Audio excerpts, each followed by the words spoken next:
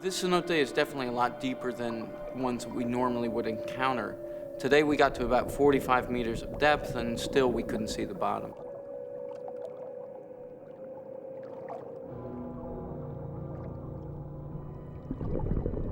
This appears to be the bottom, but it isn't.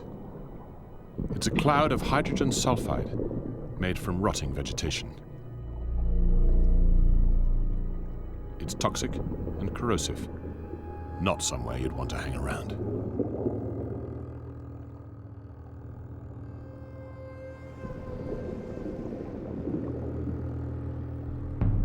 The hydrogen sulfide layer is actually pretty intense. As you're descending down into the cenote, it gives the appearance that you're coming up on the floor, and all of a sudden you realize it's not the floor, it's a cloud. It's made up of sulfur primarily, so it's got a rotten egg smell to it. In extreme cases where it's very strong, you can feel it burning any exposed skin that you have.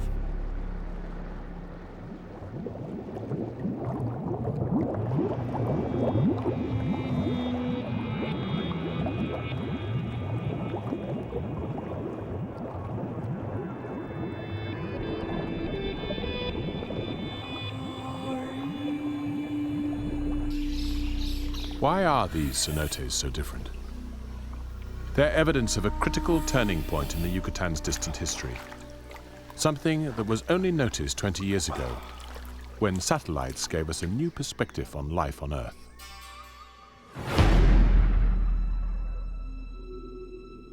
If you look at normal cenotes from space, their pattern is scattered and random.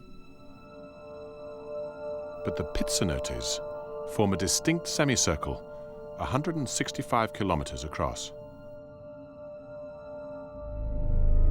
Seismic studies have shown that the circle is completed under the sea. So what does this huge circle represent? The answer lies at least 65 million years ago, when the Yucatan was a shallow tropical sea. The disastrous event that caused the circle was so massive that some think it could have led to the demise of the dinosaurs. An enormous meteor, heading for what is now the very tip of the Yucatan Peninsula.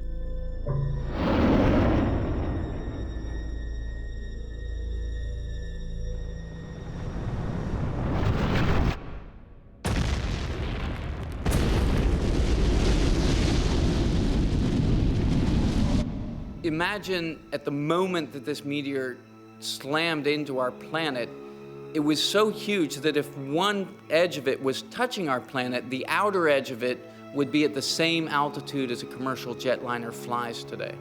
The immense impact crater was gradually buried under limestone, built up by coral reefs over millions of years. But the crater's shape was echoed in the way this limestone then eroded to form the distinctive semicircle of pit cenotes. When the Maya arrived, they built great cities and temples around these sacred wells, unwittingly outlining the footprint of this global catastrophe. Once again, the Yucatan's history can be read by looking deep into its landscape.